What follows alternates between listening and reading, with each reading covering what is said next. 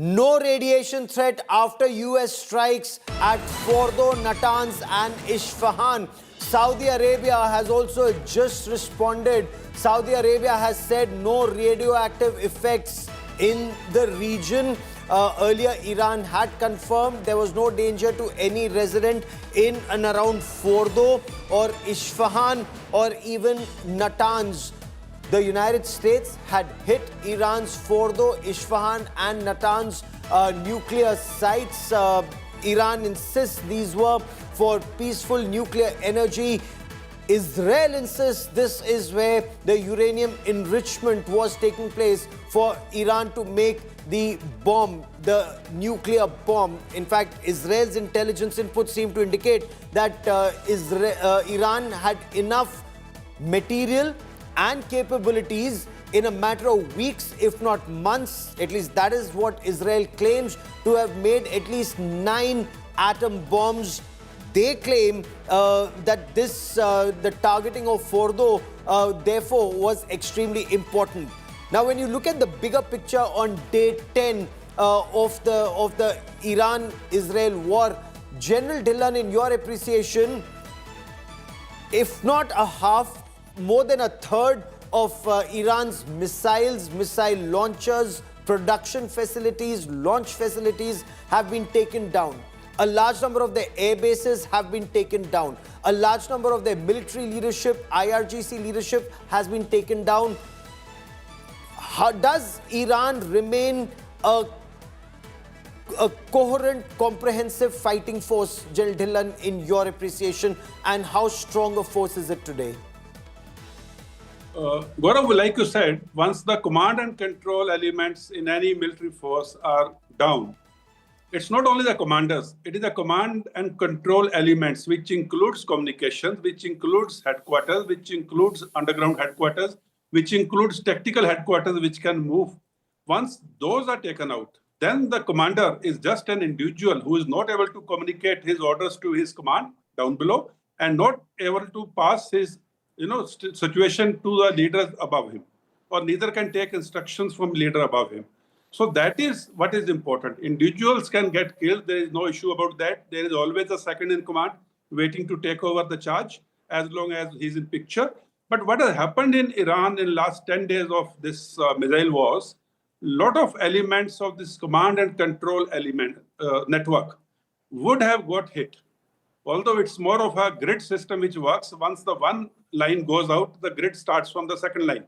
Okay. Or it's a honeycomb type of a thing. But even that, I think there would have been a serious degradation of the command and control elements, which in fact then turns out and can be counted in the war fighting capability.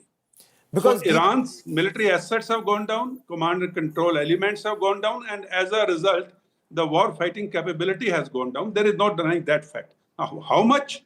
That only the real-time intelligence only can tell. Okay, because Geeta, in a situation like this, when Mossad has been able to penetrate deep inside Iran, taking down their leadership in terms of their military leadership, the Islamic Revolutionary Guard Corps leadership, the second rung of their leadership, their naval leadership, their air assets and leadership, it would indicate that even the political leadership would be in hiding. They wouldn't know who to trust, who to talk to, what systems they can use for communication. And Geeta, Israel has actually perfected this art. They took out the Hezbollah leadership, they took out the Hamas leadership, and now they've taken out IRGC and Iranian leadership. Well, that's right, and not just and well within Iran, Gaurav. In the recent past, you saw cars go off with bombs within Iran. So the penetration is not just in countries where Israel was expected to be able to do these things, but also Iran. And don't forget the tweet or the social media post by Donald Trump, the president of the United States of America, where he actually openly threatened the supreme leader, saying that we know exactly your location, we know where you are, almost suggesting that I'm not going to take you out just yet, that we're not going to kill you, but we know where you are. So after those statements and after the recent post where he said that there will be far worse consequences should Iran retaliate, that this was a preemptive strike for peace, not for war.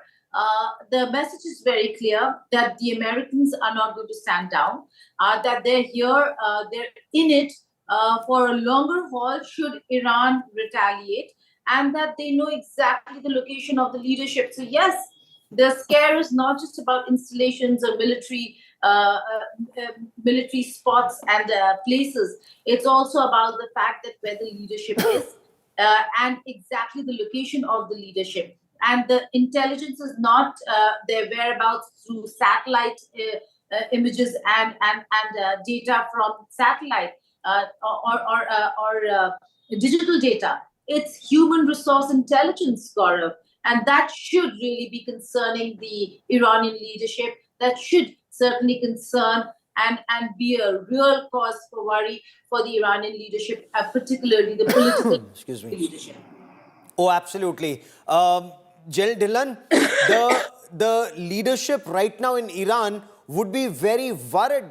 Who can they talk to? Because Israel is listening into their conversation. Are their orders being passed on, or is one of their subordinates actually leaking out information to Israel? How deep is the penetration of Mossad inside Iran?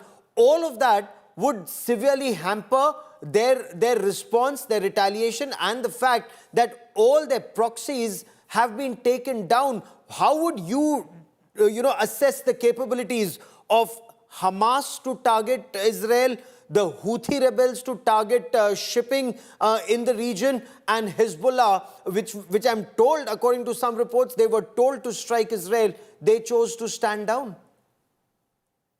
Gaurav, the non-military establishments like Hamas, Houthi, and other guerrilla warfare fighting groups, they can operate independently without coordinating things with other people.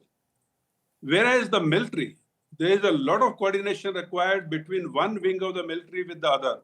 Even for that matter, the ground forces with the air forces, and within the ground forces, the armored, the infantry, the artillery, the air defense, and the logistics, and what have you.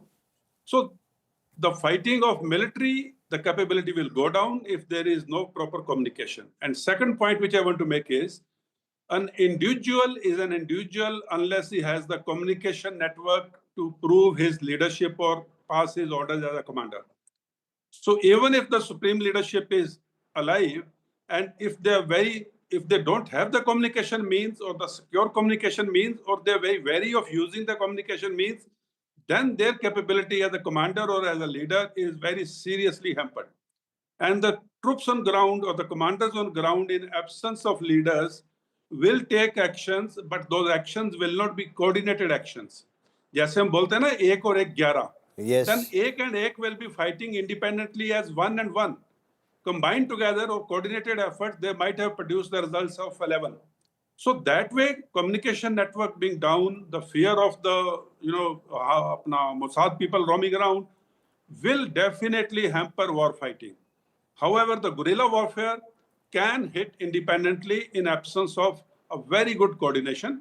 A sheer one-word message being received of go ahead, I think they can do the damage. Very interesting you should say that.